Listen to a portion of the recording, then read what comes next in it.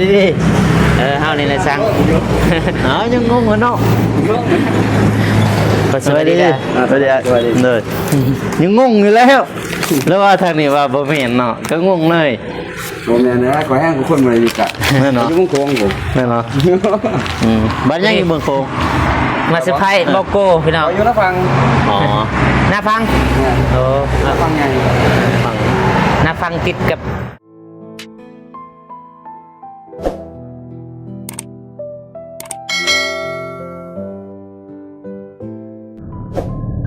โอเคเนาะพี่น้องมาพบมาพอกับสองเบาฝน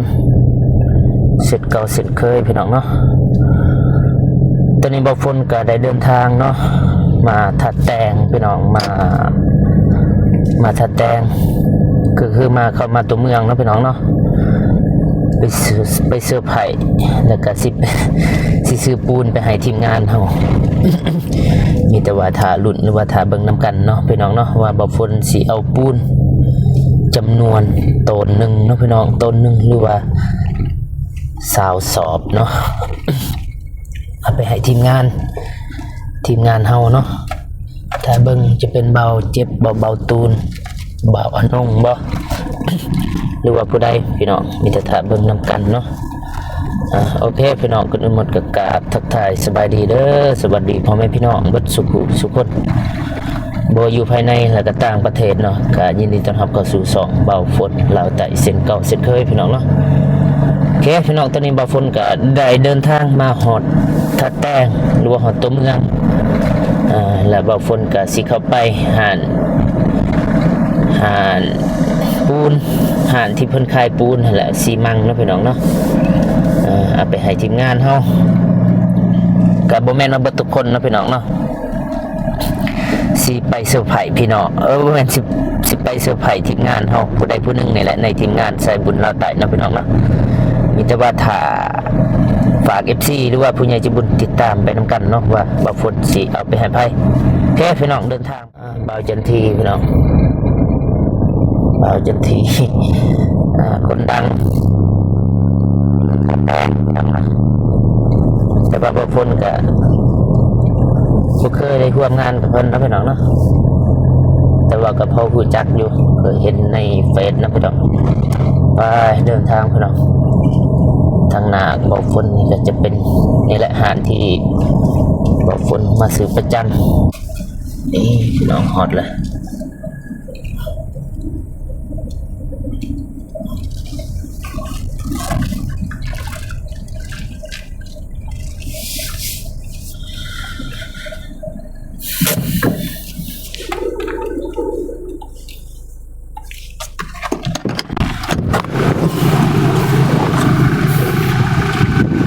ดีเด้อมาไปดิเอาเนี่ยเขาไปใช้แหละไปใช้แน่ใช่ฮะคนอื่นไปใช้ไปสุกเครื่องไข่เขาแหละ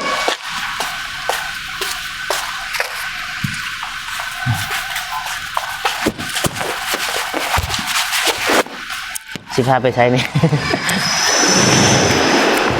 อายเฮาเนาะมาซื้อห่านเพิ่นประจำโอเคนะมาให้ก่อนมาเอาปูนมาซื้อปูนบ่เด้อเชิญไปส่งอยู่ดีเจืองนี่แต่ว่าเพราะว่าคอยอยากเซอร์ไพรส์คอยอยากเซอร์ไพรส์จักที่เซอร์ไพรส์จักอยู่คิดว่าบ่จักเซอร์ไพรส์มาเอาหลายๆต้นนี่อายก็มาก็ส่งฮอตในราคาต่ำกว่าเดี๋ยวนี้มาคุยเชิงมีแต่มีต้นหนึ่งเสียน้ำมันให้ราคาให้สำนักเด้อ100,000เพราะว่าคันเอาไปได้บ่ก็ได้รถน้องไปได้บ่แม่นได้แต่ว่าเฮาบ่อยากเอาไปเองอยากเซอร์ไพรส์เพิ่นบ่ฮู้ว่าคนไปส่งปูนแม่นเข้าใจแล้วอยากเซอร์ไพรส์ทีมงานแล้วสิให้เอาขึ้นใช้รถนำเอาขึ้น2 สอบพอแบบตัวเพิ่นว่าได้ซื้อ2 สอบให้มาส่งจังบ่ได้เขียนบินบ่เขียนบินคือกันนั่นแหละเอาจักหน่อยแล้วเขาส่งเครื่องแล้วจะมาอะไรก่อนเขาไปส่งใช้ตอนเจ้าบัตรกุ้งบางกี้เขาโทรน้ำเจ้าเหมือนกันเจ้ายังวีเวียดเขายังมันท่าบ่ได้เลยเอาส่งก่อนเจ้าบัตรกุ้งจะไหนวางแผนเด้อ พอสิเซ็นหาอายแหละอายจอดอยู่รีเจืองก่อน เจ้าที่จะได้เจอก่อนบ่ พอสิโทรหา ลูกน้องเพิ่นไปส่งค่อยบ่ไป โอเคบ่อยากให้เพิ่นฮู้นะว่าซื้อปูนไปให้เมื่อเนอเพิ่นว่าอันนี้ก็สิมาเอาตื่น เศร้าสอบบ่ ต้นหนึง20สอบบ่ เศร้าสอบ 20สอบ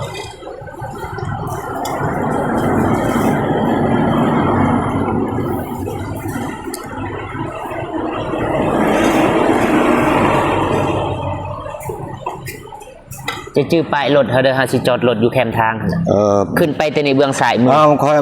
ขอเบอร์โทรจักหน่อยเพิ่นมาเพิ่นส่งขอมาแม่นไปส่งลูกน้องไปส่งได้ขอเบอร์โทรแล้วจักหน่อยขอเบอร์โทรน้องนะ โอเคขอเบอร์โทรหน่อยจักหน่อยเขามาใจก่อนเบอร์เท่าไหร่07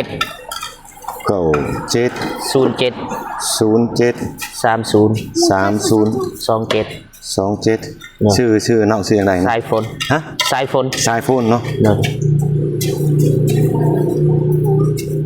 สายโฟน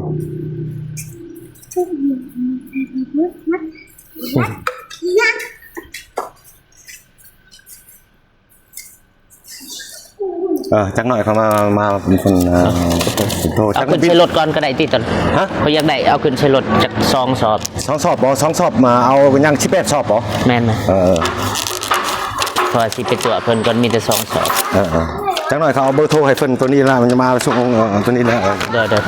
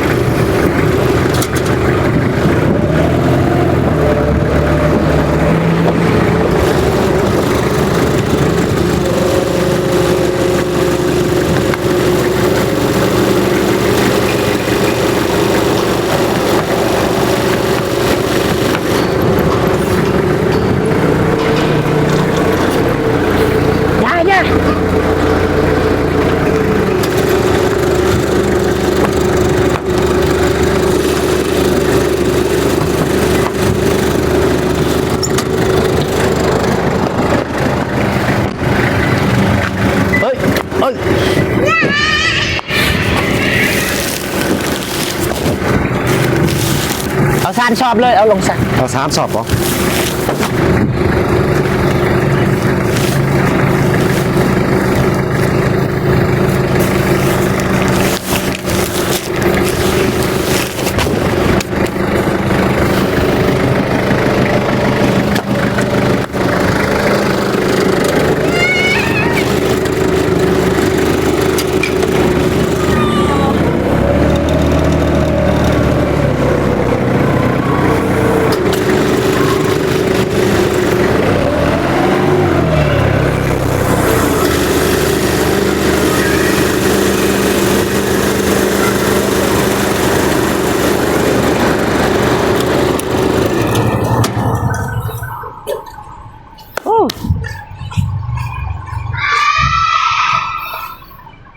เรียบร้อยพี่น้อง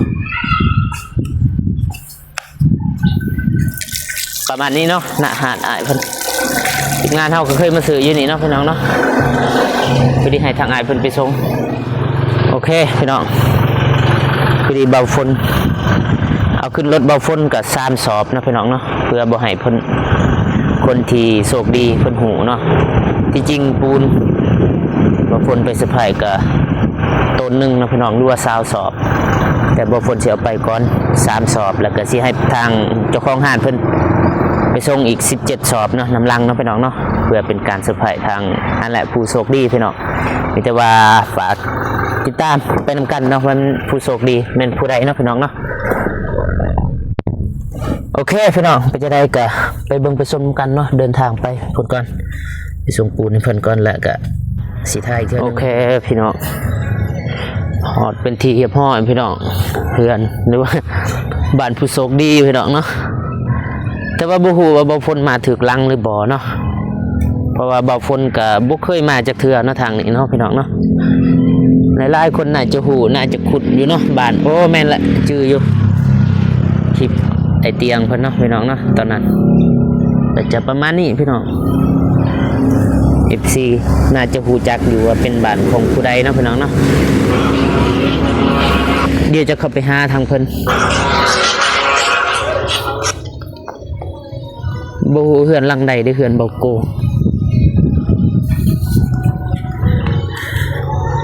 อยู่เฮือนบ่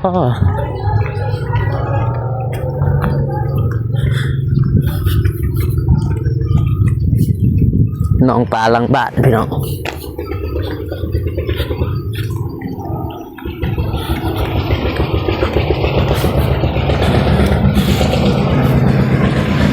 น่าจะแม่นหลังนี้แหละ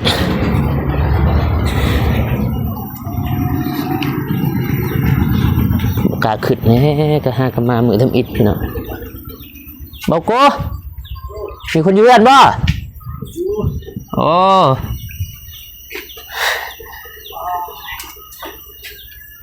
สบายดีเด้อ สวัสดี อยู่เพื่อนพี่เดียวบ่ เฮ้ยกับน้องมาจะขึ้นผู้ ขึ้นผู้ แม่นี่เกี่ยมสดมากไหม มาผู้เดียวเอาบอก มาเดียวโอ้เดี๋ยวจะให้น้องจับกล้องให้สินะรัดมานี่มาจับกล้องไว้ บ่เคยมาจากเทือนะทางนี้ แม่หรอ แม่น ว่า แรกไปฮอดฝุ่นแล้วก็เบิ่งนี่ซองลังระวังซองลังนี่เฮือนได้เด้อเฮือนบ่กู บ่เคยเล่นเนาะ แม่พอดีเข้ามาจังหูจังเห็นนะมันเป็นแบบมีห้องใต้ดินอีก อ๋อ เพราะว่าเคยเห็นในคลิปนะก็เลยมั่นใจว่าลังนี่แหละเฮือนบ่โก พอเลือดนึงก็ด้นเติบเลยบ่ทันเลยแล้วมันถือกล้องนะรัด อ๋ออยู่ มาผู้เดียว มันบ่โก ฮะ ก็ฮู้จักอยู่กับบ่โกแต่ดนแต่ว่า อ๋อ บ่เคยได้มา โดย มาลิ้นน้ำกันพี่น้อง บ่ได้บ่เห็นบ่พ้นมา นี่ก็ครั้งแรกนี่เนาะ แม่นครั้งแรกเลย ครั้งแรกแล้วเพิ่นมานี่ เห็นในคลิปไปซื้อเฮือนหั่น อ๋อ จื้อในคลิปเอา เกือบบ่เห็นกายไปพุ่นบ่ ไกลหน่อยนึงซองลังระวังลังนี้กับลังนี้ อ๋อ มันมีลังใหม่ได้อยู่นี่ หันเฮือดหมูอยู่หั่น อ๋อ เฮือดหมูก็เฮียนน้ำกันละตะกี้ เด้อ ทีนี้ครับไปเป็นทหารเบิดแล้วเหลือแต่บางคนเนี่ยว่าท่านได้ไปใจบางครูบางคนแต่นี้ก็ตอนแรกครับเป็นทหารเท่านี้ พอมันไก่นี่ทหารนี่กำแพงทหารนะจะสนนะไปปลูกกาแฟมื้อนี่ ซั่นแล้วเนาะ อย่างน้อยนึงพอดีซ้ำมื้อนี้น่า ได้ จะ แล้วจะน้อยจังมาจับก็ได้ พอดีซ้ำมื้อนี้พอดีโอเคเลย จักพันปลูกปีนี้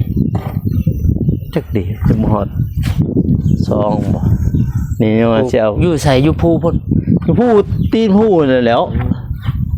ลุมมาหน่อยหนึงลุมตีนผู้ก็มีหน้าเด้ปิดหน้าลงมาก็หดปึ๊บเลยบาดกะเขาลุกเอาบ่ตึน พ่อแม่ไปปลูกกาแฟบัดวะ เขาขึ้นมือสวนแล้ว คิดว่ามื้อนี้สิบ่ไปหาว่าสิมาบ้านนี้ อ๋อว่า ต่อ นี่ หาบ่โกบ่ได้บัด นี่ผู้บุฟเฟ่ต์นั่นอยู่เกิดเบื้องนั้นก็เกิดนะ สูงเนาะกกกาแฟนี่จักปีเลย โอ้บ่ได้ระบ่3-4 ปีพอตะกี้อยู่เฮือนอยู่บ่อนน่ะย้ายมาหั่นแล้วก็ย้ายมานี่บัดนี้เฮือนเพราะว่าบ่โกก็บ่ได้อยู่เฮือนนี่ตะกี้อยู่ในเพิ่นได้เฮือนนะอยู่ในพูนเฮือนอยู่ในแล้วบัดนี้หั่นพอแต่ก่อนก็อยู่ดักจึงนะอยู่ดักจึงปี2008ก็ลงมาท่าแตงปี2008 2009ก็ย้ายมาพูนย้ายมาอยู่ในพูน10 11 12 13มาอยู่นี่13มันอยู่นี่บ่ถึงอันนั้นบ่ถึงปีนะประมาณ2 เดือน 3 เดือนนั่นค่อยอยู่นี่เดี๋ยวก็ย้ายไปอยู่ท่าแตงพุ่นเลยบัดนี้นี่แต่ปี2013มันย้ายไปพุ่นเลย เด้อ ย้ายไปอยู่นำป่าน้ำลุงเด้มาฮอดปี2024จึงมาย้ายมาอยู่นี่อีกมาอยู่เพื่อนอีกมันส่วนหมู่คู่แท้นั้นก็ บ่มีเด้ ผู้ใดไม่เท่าจะบ่ ใช่บ่ ไปพุ่นไปเอา มาลัดมาเธอลัด มึงงามเออได้อยู่หั่นเด้โซเฟนี่นี่ก็น้องโอ้ยยามฝนนี่พร้อมแล้วตัวนี้นี่ สร้างแต่จักปีเฮือนเบาโกนี่ มีเกล็ดงูเว้ยตัวนี้บ่ แม่นนะ แต่ปี2018บ่หรือ19 18 อ่า 6 ปีเลยนี่ สิเข้า10 ปีบ่ 6แล้ว 26 27 นี่6 ปีแล้ว 6 ปี ตอนนั้นหาใน6 ปีเลยนี่5-6 ปีเลย ทางหลังนี่ก็กวางนะไม่บ่โกบ่ทางหน้า แม่นไม่เอื้อยเรา หยุดก่อนบ่โกอ่ะมานี่บ่โกมาเบิ่งเฮือนบ่โกแล้วก็สิมาถามบ่โกเนาะเป็นอะไรคือว่าหยุดสร้างหยุดเฮ็ดนี่มันเป็นอะไรสาเหตุหนึง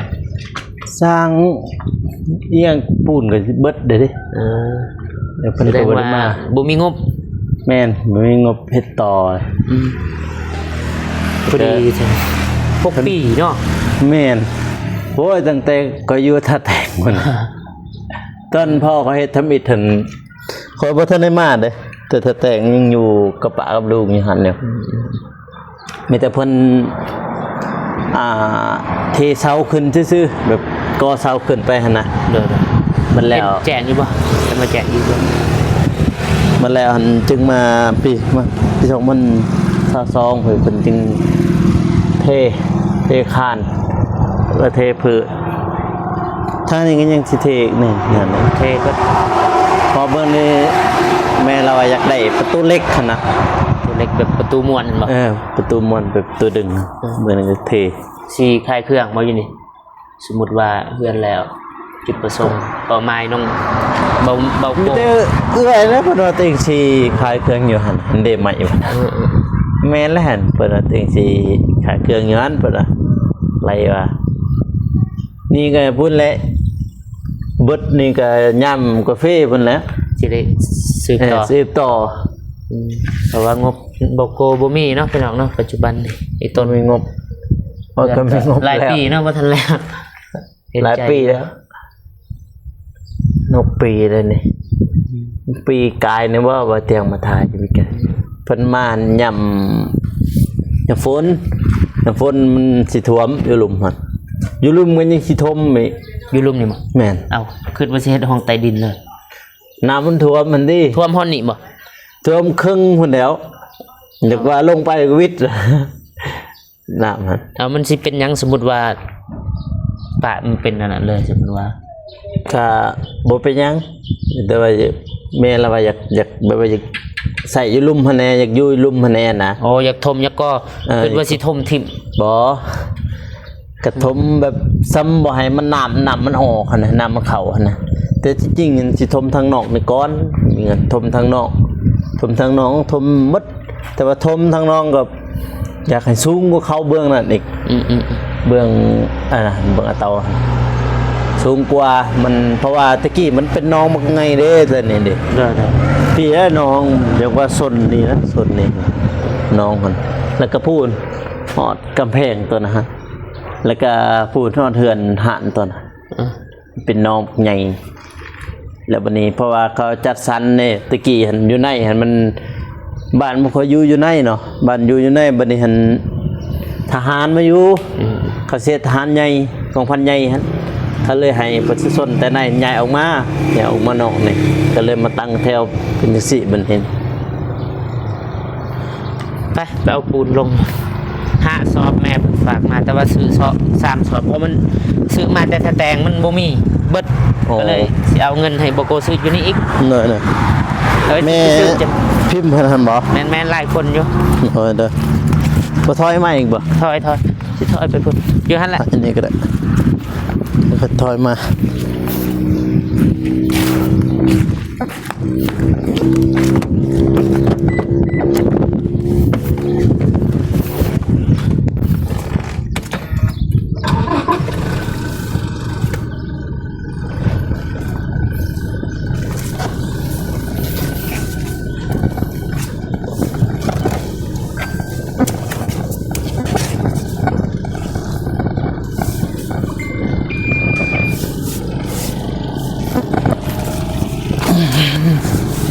นี่เข้ามานี่ออกไปนะมาเลยมาพอแล้ว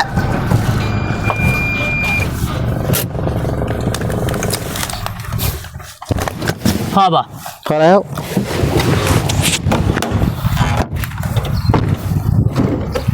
ยังเหยียบน้ำบ่จ้ะนะ พอดีสำเนียง สมทบคนละเล็กคนละน้อย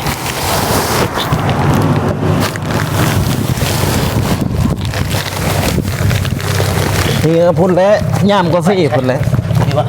มันให้ฝน พุ่นทางไหนครับนี่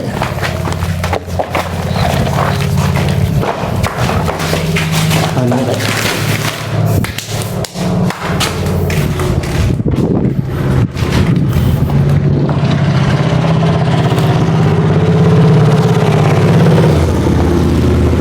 สารากันมีแต่รถอะไรนี่แหละทางบ้านเพิ่นเนี่ย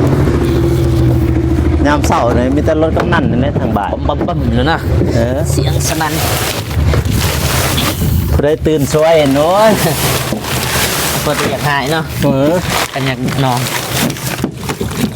แต่แค่ในเฮือนข่อยอยู่ในคุณมันบ่ติดกับกำแพง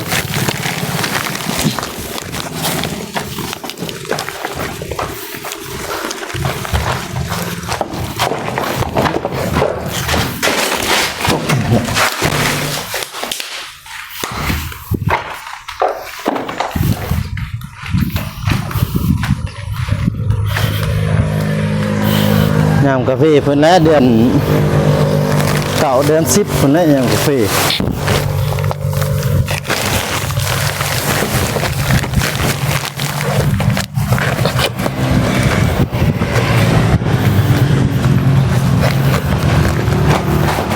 บ่ได้เป็นน้ำทีมงานบ่ โดดบริไป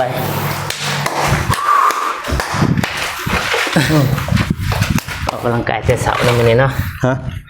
ออกกำลังกายแต่เสาร์ มันคือเป็นเนี่ยเป็นอย่างมันคือว่ามัน พอเราเฮ็ดอันนั้นดิ เราตั้งใจเฮ็ดเนาะ เราเฮ็ดแบบนี้พอตอนเราก่อนนี่ก็บ่ทันให้มาเด้แบบใจเรามักไว้ในเราอะไปเบิ่งในเห็นรูปเขาอีกเบิ่ง มันอีก ในมันโนนออกเบิ่งนี่มันลุก มันในโน่นนี่สิเท่บ่นี้สมิธมันหัวได้ นั่น แม่มันหัว เป็นไรคือว่ามันแตกว่านะ บ่มันเทิบโพดมันสั้นโพดหั่นน่ะมันบ่ไหลน้ำมันไหลบ่ทันสมิธก็จ้างพี่น้องนั่นแหละก็เลย35 ล้านบ่จ้างเขามาอันนี้หลังคามุงหลังคาเนี่ยนะมันนี่มุงแล้วกับแบบพี่น้องเด้แม่ก็ให้เงินเลยบัดนี้3 คนเขาแม่ให้เงินเลยก็ดีผู้หนึงเพิ่นกลับบ้านแล้วผู้หนึงก็อยู่แล้วอยู่ยิงละซองนี่3 คนผู้หนุ่มเพิ่นซ้ำเฮานั่นแหละเลยผู้ซองก็เท่าแน่บัดนี้เมื่อบ้านแล้วเขามุงแล้วเด้เขามุงแล้วเขาเมื่อบ้านมันนี่เมื่อบ้านฝนตกมามันหัวแทนเข้ามาแป้งอีกแต่ว่าทางบ้านคันครับผิดกั้นมันนี่3 คนหั่นน่ะผิดกั้นมันผิดกั้นก็เลยบ่มีไผอยากมาที่วันนี้เงินก็ใส่เบิดเลยบ่มีไผอยากมาขึ้นบัดนี้เพิ่นว่าถ้ามาขึ้นจะให้เพิ่มอีกก็ได้10 ล้านบ่โอ้ยจำนั้นแม่เขาบ่หาดอกก็หาญาติพี่น้องแถวนี่แหละชาวบ้านนี่มาเสริมขึ้นพี่ดีตัวเสริม ได้แล้วซ้ำนี่เพิ่นมาแล้ว มันจึงบ่อะไรพอดีแต่นั้นก็ใครแน่น้อยนึงข้างหน้าก็เติมกันฮะเติมเสาหนึ่งนี่ก็เติมเสาหนึ่งจะไปใช้ต่อบัดนี้ บ่ได้ไปใช้อยู่ก็ประมาณนี้เนาะพี่น้องเบื้องหลังทีมงานเบิดทุกคนก็คือทีมงานใส่บุญเราไต่เนาะเบื้องหลังก็จะประมาณนี้บ่มีไผรวยพี่น้อง เลย แล้วก็อยากฝากถึง FC นะที่บางคอมเมนต์บ่ว่าแต่ FC ดอกบางคนเคยเจอ ตัวจริงอะนะ บ่ ไปซอยคนอื่นอะนะตัวเองน่าจะรวยแล้วที่จริงเฮาคือทีมงานเฮาบ่มีไผรวย บ่มีใครรวยเลยพี่น้อง ก็คือเบาโก้เบาตูนก็เห็นนะบ่มีไผมีเฮือนเป็นของตัวเอง นั่น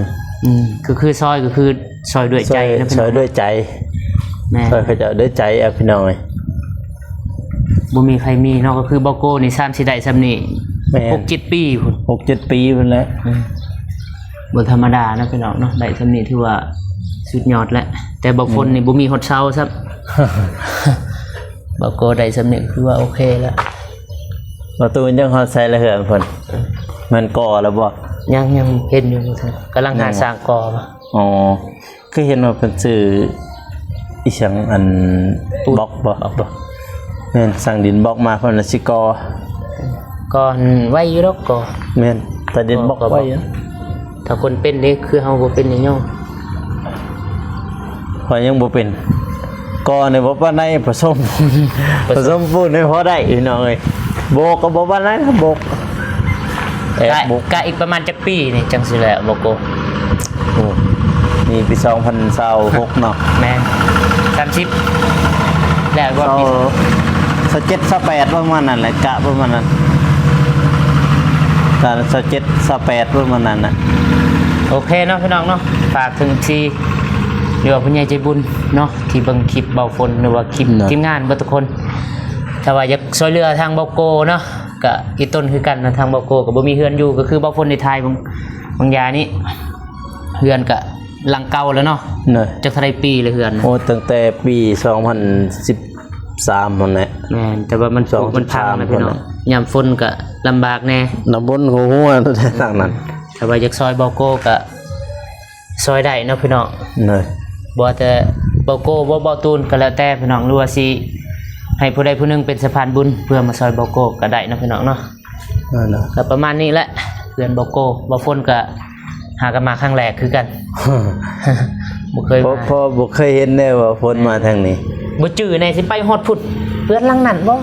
เพื่อนหลังนี้บ่ เพราะมี2หลังเนี่ยอันนั้นก็เฮือนหมู่เหมือนกันแหละแต่ว่าเขาเฮ็ดอันน้ำลังเด้เพิ่นเฮ็ดน้ำลังอีกน้ำลังข่อยประมาณเพิ่นเฮ็ดปี2023บ่เพิ่นเฮ็ด เฮ็ดจะได้บัดนี้กับเพื่อนกับซานเฮ็ดจะได้ต่อ ซื้อตัวซื้อปูนมาให้เขามาโบก ตัวปูนนี่บ่ตัวหาซอบจ้ะนะ ตัวมาโบกให้เขาจะมาโบกเพิ่นเพราะว่าเขาโบกเบิดเฮือนนั่นแหละเขาเมาหั่นน่ะ ประมาณ8 ลาด ค่าสร้าง แม่น โบกบ่ แม่น โบกตัวใด นี่นะโบกอันนี้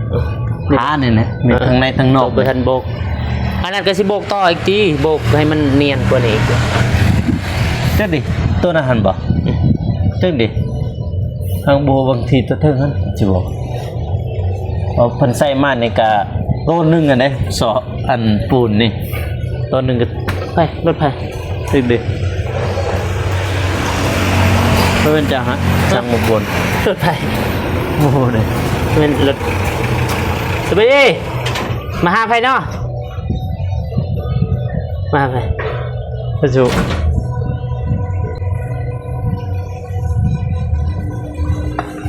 ไม่ช่างบนวะ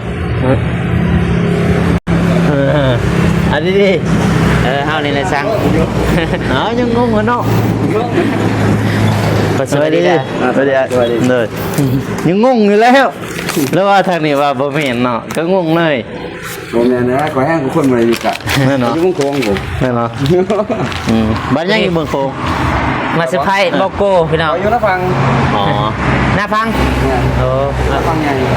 ฟัง หน้าฟังติดกับอันนี้บ่เท่าหัวยางบ่ แม่ เพราะห้าก็มาเมื่อวานมาซื้อมาครับ บอก ไปตีเพดานอยู่ฮะ จุติเพดาน จะเอาไปใช่เลยน้อง เอาไป พี่เด้ เอารถเอารถอันนี้ออกก่อนเอาถือบอกโก้เนาะพี่น้องก็คือมาเซอร์ไพรส์บอกโก้ที่จริงปูนมันมีต้นนึงแต่ว่าบางคนเอามาแต่3 ศอก จนงงคือกันเนี่ยเอาแล้วว่าบ่แม่น มันจะเอารถออกแล้วไอ้ถอยมานี่เด้อ ให้เพิ่นบ่คิดว่าสิให้พุ่นบ่ นั่นถึงเลือดชีวิตเลย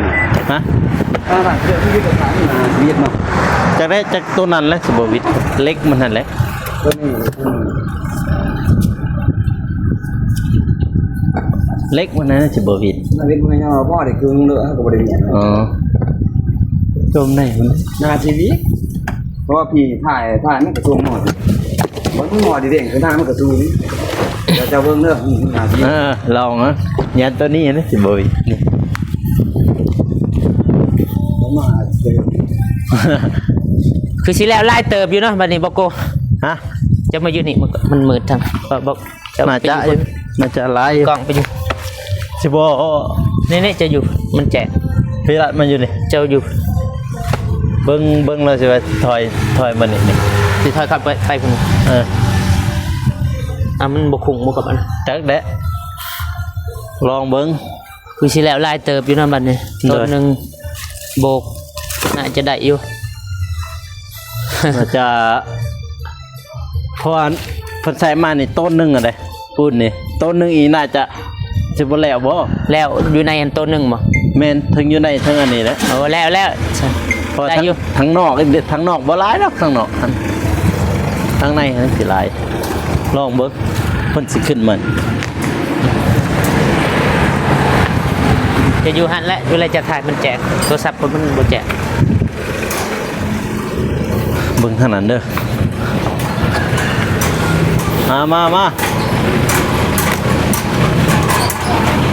มาเลยลองเบิ่ง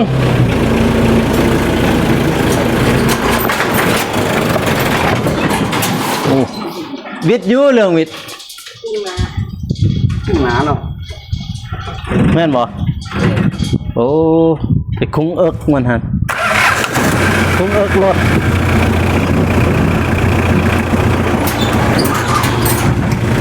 สำนี้ก็ได้เด้อสำนี้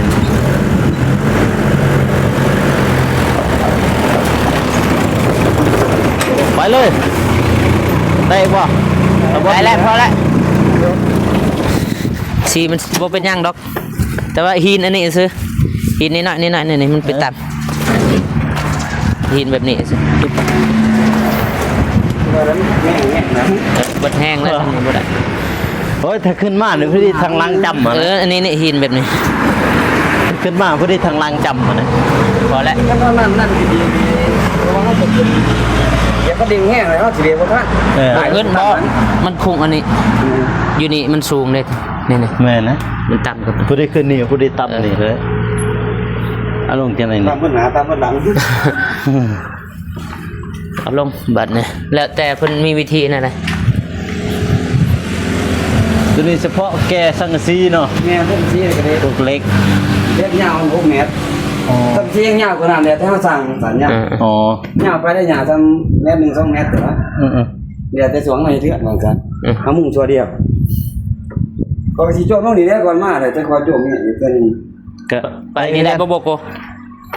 ก็เอาใหม่มาป้าไปทั้งขางนี่ได้บ่ ฝนฟ้าติฝน เอาใหม่มา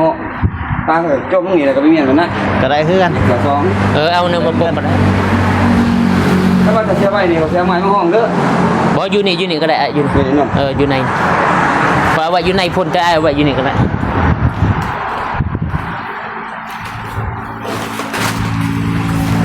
บ่เอาลูกน้องมาแต่ ดูอยู่นี่บ่ นี่อยู่นอนแล้วก็เฮ็ดไฟ เอาซอยกันเอาบ่โกมาจังแหละไว้ นี่แหละก็สิเครื่องลงนี่ได้ก่อน จะเอาลงนี่บ่ โดนก่อนแล้วจะงอเมียนี่ตัวนึงนี่บ่ โอเค เอาลงซะ มันก็คนมันก็เฮ็ดงานต่อเติมเอื้อนนี่ อยู่หลายคนอยู่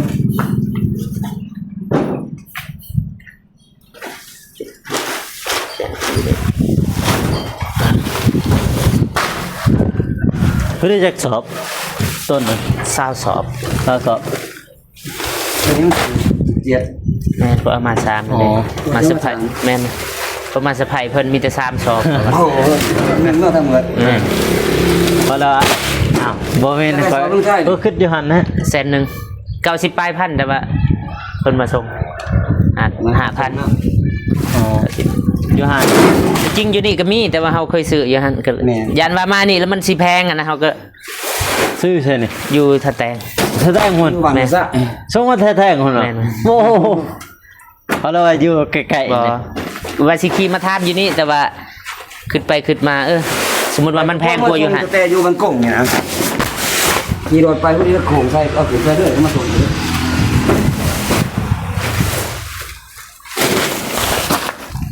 คิดว่าอยู่ใกล้ๆในแนวเกณฑ์เนี่ย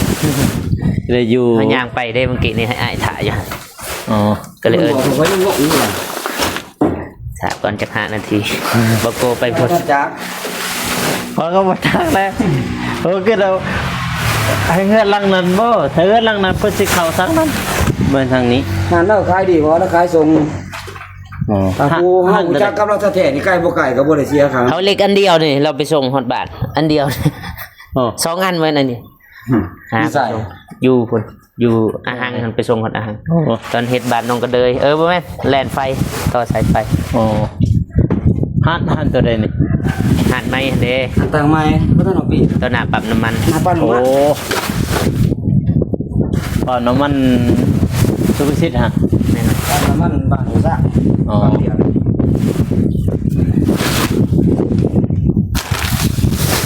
โอ้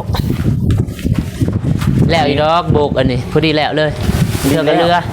มันจะแล้วอยู่โบกพอโบกทางหลังแน่มาจากทางนี้แน่มึงทางหน้านี้เพราะว่าอยู่ในหันต้นหนึงเนี่ยเขายินแม่เขาว่า สร้างอะมีก็บ่ทันมากสร้าง อยู่บ้านมีทรายทั้ง4เป็นเดียวก็ยังได้ส่ง ฮะ อยู่บ้านมีทรายกับบ้านมีทราย จังซี ทางยังหักไปน้ำผู้เด้อวะ ค่ะ เดี๋ยวอยู่กระจายผู้อย่างเดียวว่าแล้วก็พวกมาอยู่บ่ทันได้หูเนาะ โอ้ ที่มันโกง เห็นทางนี้พ่อหูอยู่ขับไป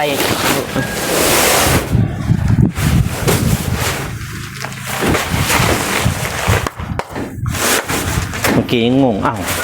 คือเราบ่แม่นให้ลังนั้นบ่ล่ะสิเอามาให้ก็เงินนั่นกันยังโบคือกันจะถามว่าบ่าวคนหนึ่งว่าแม่นบ่แม่นนะตกใจกัน ดึงมาในเบิ่งบอกกูให้จะหน่อยเราสิออก เอารถออกหั่นบ่ บ่จะหน่อยเด้อให้เอาเข้าเองก็ได้เนี่ยเอาเข้าซอยจะหน่อย ดูไปเรื่อยกันนะ ป้าหันก็ได้นั่น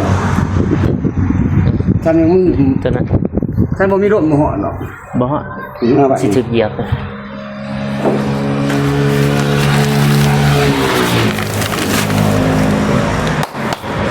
เดี๋ยวบ้านเฮยลามบ้านนี่เฮ็ดเรือนนี่มีแต่สิอยู่หาแล้วเบิดหาจริงๆเสียแล้วล่ะ น่ะ พอเราจะอยู่ขาขายทรงก็สิบ่แพงตัวหาแล้ว เอารถออกมาได้บ่ นั่นเด้อบ่หาจอบขาดที่มันสิได้เนาะ มาจะลองมั้ง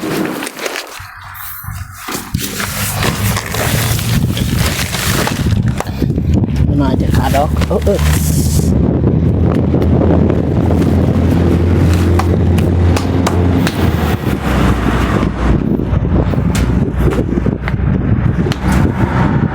อันนี้ยังมีแดดเลยนี่สิแดดเอาเล่นไปขี้นเฮา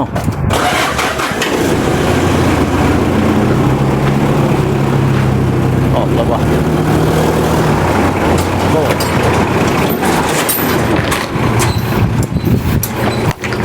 มานี่ก่อนโกจ่ายเงินก่อน มันนี่ละ บ่ไปตัวที่นี่ว่าที่ นี่ก็6 ปีเลยนี่ จ้ะ เพื่อนนี่แหละ จะเรียกหมอ 6 ปีเลยนี่บ่ไปบ่มา ก็น่าจะลูกแล้วมันก็บ่เป็นจัง มานี่ยืนดีๆมันจะแกะ ทางที่ได้ปูนเฮาเฮากอหยัง นี่มันบ่มีเต็มมี เท่าไรถึง อยู่ในบินนะผมบ่ได้ตรงนี้เลย โอเคนะพี่น้องปูนทั้งหมดก็คือต้นหนึ่งมันสิตกอยู่20 สอบแต่ว่าบางคนเอามา3 สอบแล้วทางอายเพิ่นมาเซอร์ไพรส์น้ำลังอีก17 สอบเนาะไล่ว่าสอบละแสน20 สอบมันก็ตกอยู่2 ล้าน2 ล้านกีบนะ2 ล้านกีบเงิน เฮ็ดจนผมมาส่งนี่ก็งงคือกัน เพราะยังงง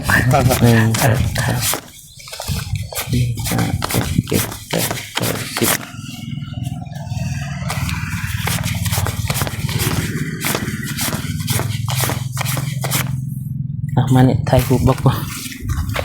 มอบเงินใครฮู้ ชื่อบ่ ได้ ชื่ออาจารย์สิเอาชื่อ โอเคได้ละจัง โอเค เอา เลย ขอบ ขอบใจขอบใจขอบใจเด้อเรียบร้อยพี่น้องมานี่บอกกูจะได้เมื่อได้สิดำเนินปูนก็พร้อมแล้วตอน บางทีก็หาสร้างมันมาสิต้องหาสร้างมันบางทีก็มื้ออื่นมื้อมื้อแรงเลย เฝ้าดำเนินเฝ้าแล้ว แม่น บ้านบอกโก้พี่น้อง นี่ก็10โมงเด้ ถือว่าเรียบร้อยเนาะทางแม่เพิ่นโอนเงิน 4,200 บาทเนาะ เลย 4,200 บาทมันตกอยู่2ล้านกว่า เลย แล้วก็ส่วนที่เหลือก็คือแม่เพิ่นให้บ่าวฝนใช้น้ำมันรถเนาะพี่น้องเนาะ เลย แล้วก็ปูนก็ตกอยู่2ล้านกีบเงินลาวแล้วก็เงินไทยก็จะประมาณเท่าไหร่เนี่ย สองแล้วน่าจะ 3,000 กว่านี่แหละพี่น้อง แม่นประมาณนั้น กว่าแล้วก็เหลือ500,000บ่เท่าใด5-600,000นี่แหละ เลยเพราะอยู่นี่น่าจะ2ล้านปลายคั่นนะ บ่ แม่ มันนั่นแหละบ่าวฝนจึงซื้ออยู่ผลคิดว่ามานี่ยันว่ามันแพงแล้ว แม่ การกลับ อยู่อยู่นี่น่าจะตกอยู่2ล้าน3 2ล้าน4ประมาณนั้นคั่นนะยืนเห็นนี่อยู่นี่มันสิแพงกว่าอยู่พุ่นสมิธก็คิดว่าอยู่หันสิเวิร์น โอ้ตื่นเต้นแล้ว ลงอกแล้วเนาะ ครั้งแรกเลยเด้ที่ได้แบบนี้ ว่า แม่นครั้งแรกเลยบ่มีไผที่มาเซอร์ไพรส์แบบนี้นะนี่เป็นครั้งแรกจากแม่หยังนี่ ลืมบอกแล้วก็สิแจ้งเลยเนาะงบที่เบาฝนซื้อปูนมาซอยบ้านเบาโก เป็นงบจากแม่ๆเนาะพี่น้องเนาะแม่พิมพ์ เนอะ แม่ลิน แม่ แม่ พิมพ์ เพียนแม่เพ็ญแม่คำจันทร์ แม่พิมพ์แม่เพียน แม่เพ็ญ แม่พิมพ์แม่เพียน แม่เพ็ญ แม่เพน แม่คำจันทร์ แม่คำจันทร์ แม่ลิน แม่ลิน เด้อ 5 คน แม่นชื่ออยู่ป่ะ ใช่เจอ นี่แม่พิมพ์แม่เพ็ญแม่เพียน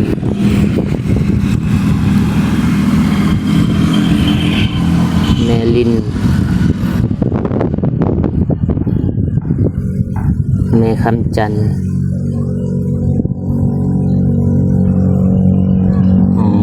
มีแต่ฝากบอกโก้เขาบอกใจทางแม่ๆมัน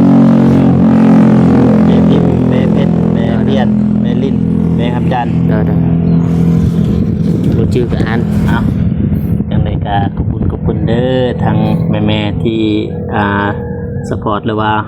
สงสารทางเบาโกเนาะจังไดก็ขอให้แม่พิมพ์แม่เพนแม่เพียนแม่ลินแม่คำจันทร์จังไดก็ขอให้เพิ่นอยู่ดีมีสุขสุขกายสุขใจเนาะสุขภาพแข็งแรงความเจ็บอยู่สุดใดความไข้อยู่สิมีให้หังมีให้ลำรวยปังตลอดศาสตร์ตลอดปีอย่าเจ็บอย่าจนพร้อมครอบพร้อมครัว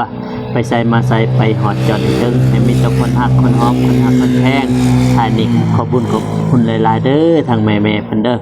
แล้วก็ขอบคุญเบาฝนนำที่เป็นสะพานบุญให้เบาโกอาจจะในก็ขอให้เบาฝนแล้วก็ครอบครัว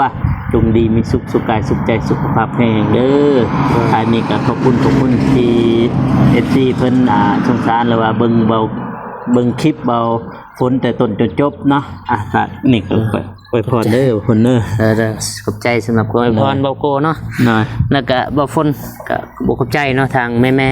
ๆที่ได้เมตตาสงสารว่าซื้อเรือบอกโก้แล้วก็บอกขอบใจที่ทางแม่ๆเพิ่นได้ไว้เนื้อเสียใจบอกฝนเนาะให้บอกฝนเป็นสะพานบุญในครั้งนี้เนาะบอกฝนขออวยพรให้ทางแม่พิมพ์แม่เพ็ญแม่เพียนแม่ลินแม่คำจันทร์เนาะจงอยู่เย็นเป็นสุขสุขกายสุขใจเด้อสุขภาพแข็งๆคนเจ็บบ่ให้ได้บ่ไข้บ่มีบ่ไปกับปีบ่มีเพิ่นเนาะให้ร่ำรวยปรารถนาสิ่งใดขอให้ได้สิ่งนั้นสมดังปรารถนาเฮ็ดธุรกิจอันใดการงานอันใดก็ขอให้ราบให้ลื่นให้ประสบผลสำเร็จในหน้าที่การงานต่างๆเด้อสาธุ แล้วก็ขอบใจ FC เบิดสุขุสุคนเนาะที่เข้ามาเบิ่งคลิปของบ่คนแต่ต้นจนจบเนาะขอบใจเด้อ เนาะสุดยอด โอเคเนาะพี่น้องบ่าวฝนก็สิขอจบคลิปเนาะคลิปต่อไปก็แม่นทางโบโกเพิ่นทาย นะ ต่อแล้วก็มีแต่ฝาก FC บ่าวฝนหรือว่า FC บโก้นะครับไปเบิ่งทางบโก้ต่อเนาะสำหรับบางคนก็สิขอจบคลิปเพียงเท่านี้เนาะพอกันคลิปต่อไปสำหรับวันนี้บ๊ายบาย